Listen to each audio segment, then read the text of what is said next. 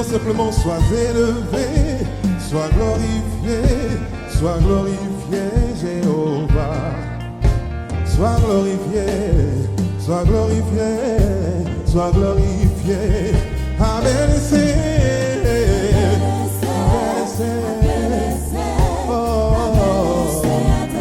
Bonjour chers frères et sœurs en Christ, ça va être vraiment une joie pour moi de partager la parole de Dieu avec vous ce matin. Je suis Michael Boguy, je suis disciple de Christ, je suis serviteur du Dieu vivant, né pour prêcher l'évangile, pour annoncer Jésus, pour proclamer sa gloire, sa puissance, son pouvoir, pour le présenter à l'humanité contre tout vent contraire. Que l'Éternel vous bénisse en ce matin, nous prions le Seigneur. Notre Père et notre Dieu, Éternel mon Dieu, étends tes mains, communique-moi ton intelligence, ta force, ta puissance, pour que je puisse libérer cette parole. Je suis le peuple de Dieu, pour m'édifier moi-même, édifier les enfants de Dieu, dans le nom de Jésus. Alléluia. Amen. Nous ne voulons prêcher, moi personnellement, je ne veux prêcher que ce qui est biblique, pas ce qui est en dehors de la Bible. Donc, j'ai constaté depuis quelque temps que des jeunes prophètes annoncent sur TikTok, sur Internet, qu'on ne doit plus payer la dîme. Des pasteurs viennent pour contrecarrer ce que ces jeunes prophètes disent. Des pasteurs que j'ai vus un peu dans leur début, aujourd'hui qui sont à la tête des églises, prêchent qu'il ne faut pas payer la dîme parce que on a un père, une mère qui nous a élevés. Il est bon de prendre cet argent, le donner à ce père et à cette mère-là pour qu'elle puisse manger. Et je vois l'assistance qui applaudit. Et quand j'ai vu ça, le Seigneur m'a interpellé. Il faut que je prêche là-dessus. Voilà, il faut qu'on clarifie les choses. Parce qu'il ne faut pas mélanger les choses. La Bible n'a jamais dit de ne pas aider son père et sa mère. Non. Nous allons prier l'Éternel. Père éternel, étends tes mains, conduis-nous, que la force et la puissance de ton règne se manifestent.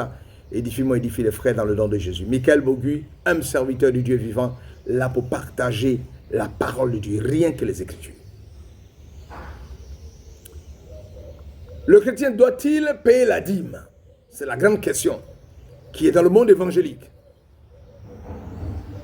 Il faut dire qu'au sein du christianisme évangélique, les avis divergent concernant le paiement ou le versement de la dîme. Certains affirment qu'elle est toujours d'actualité, tandis que d'autres soutiennent qu'elle n'a plus lieu d'être. C'est-à-dire qu'on ne doit plus la payer. Qui a raison? On va entrer dans les Écritures. Que dit la Bible? C'est ce qu'on va aller chercher. Nous allons étudier la dîme de l'Ancien et le Nouveau Testament en proposant une réflexion sur la pertinence de cette affirmation ou de ce régime aujourd'hui. Et on va aborder la relation du chrétien avec l'argent en général. Parce que je ne vais pas venir dire on ne doit pas payer la dîme parce que non, je dois faire une étude avec vous. Et quand on aura fini, nous allons tirer la conclusion qu'il faut et vous serez situés définitivement. Un chrétien doit-il payer la dîme ou donner la dîme? Parce qu'on ne paye pas la dîme, on donne la dîme. Qu'est-ce que la dîme? Que dit la Bible sur la dîme? La dîme est-elle une obligation aujourd'hui? Ne pas payer la dîme, c'est voler Dieu. Combien un chrétien doit-il donner? Et puis nous allons procéder à une conclusion. Donc aujourd'hui, on va démarrer. Qu'est-ce que la dîme? La dîme vient du latin decima, qui veut dire dixième. Aujourd'hui, elle correspond à un don représentant 10% des revenus du fidèle, versé à une église locale ou à une œuvre chrétienne. Ce terme est utilisé plusieurs dizaines de fois tout au long de la Bible, notamment dans l'Ancien Testament. Mais je dois préciser que la dîme, ce n'est pas seulement ton salaire que tu as enlevé 10%, mais c'est aussi tout ce qui rentre comme argent. Tu es un homme d'affaires, tu viens de faire une affaire, tu viens de gagner 50 millions, tu dois enlever 10%. Donc, c'est-à-dire que cette dîme, elle était prélevée sur tout ce que tu gagnais, comme tout ce qui était entrée d'argent, pas ton salaire. Aujourd'hui, on a détourné cela. On prend notre salaire, on enlève les 10%, on donne à l'Éternel. Quand on a d'autres entrées d'argent, on n'en parle pas du tout. Silence radio. Donc, c'est ça la définition de la dîme. 10%. Mais que dit la Bible sur la dîme? La parole de Dieu étant la source essentielle pour obtenir des réponses claires sur n'importe quel sujet, cette partie de la parole de Dieu, elle va explorer les divers passages bibliques concernant la dîme. C'est-à-dire nous allons explorer la Bible pour trouver tous les passages bibliques concernant la dîme. La dîme dans l'Ancien Testament. La première mention, c'est-à-dire il y a ce qu'on appelle la dîme avant la loi. La première mention de la dîme se trouve dans la Genèse, lorsqu'Abraham décide de donner 1/10 de tous les biens de Sodome à Melchisédek. Melchisédek, roi de Salem, fut apporté du pain et du vin. Il était prêtre du Dieu très haut. Il bénit Abraham en disant qu'Abraham soit béni par le Dieu très haut, le maître du ciel et de la terre. Béni soit le Dieu très haut qui a livré tes ennemis entre tes mains. Abraham lui donna la dîme de tout.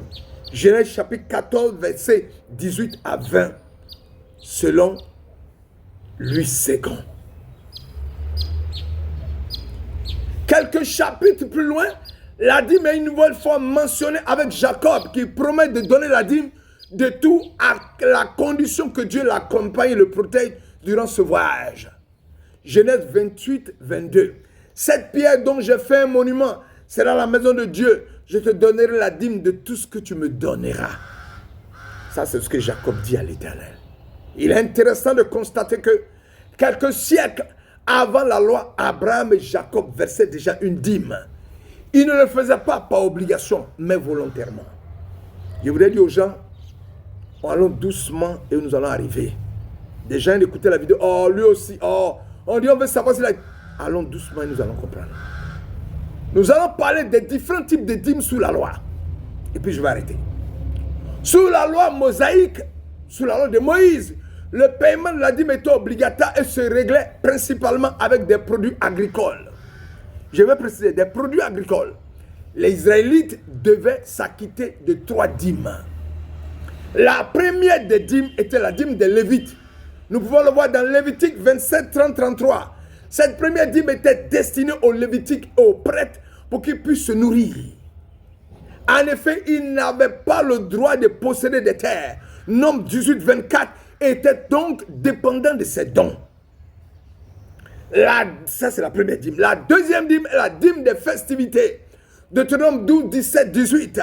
La deuxième dîme est distante de la première. Elle devait être amenée au temple lors des fêtes afin d'être mangée par les Israélites, sa famille, ses serviteurs et les sacrificateurs. Vous entendez? On passe. La troisième dîme est la dîme des pauvres. Deutéronome 14, 28, 29. Cette troisième dîme était destinée à aider les pauvres, les veuves et les orphelins. Elle était applicable tous les 3 ans. Ainsi, en additionnant l'ensemble des dîmes, la quantité totale donnée par les Israélites chaque année s'approchait davantage de 23,3% que de 10%.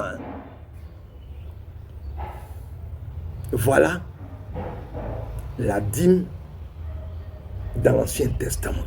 Je m'arrête là et nous allons continuer par la suite. Vous avez appris aujourd'hui qu'il y a eu plusieurs dîmes dans l'Ancien Testament. Les différentes dîmes sous la loi. La dîme des Lévites, la dîme des festivités, la dîme des pauvres. Vous connaissez ça. Vous savez à partir de maintenant que la dîme, c'est quoi? C'est 10% du montant. Mais quand on additionne tous ces dîmes-là, les Israélites étaient à 23,3%. Ça dépassait les 10%. Voilà. Et Jacob a donné à l'Éternel une dîme pour que l'Éternel l'accompagne. Et Abraham a donné une dîme à Melchisédek lorsqu'il est revenu de la guerre. Que l'Éternel vous bénisse, que sa grâce soit manifestée. Nous allons le doucement pour que nous puissions comprendre quelle est la conception de la dîme dans l'Ancien Testament et le Nouveau. Nous allons conclure. Que l'Éternel vous bénisse, que sa grâce se manifeste à jamais.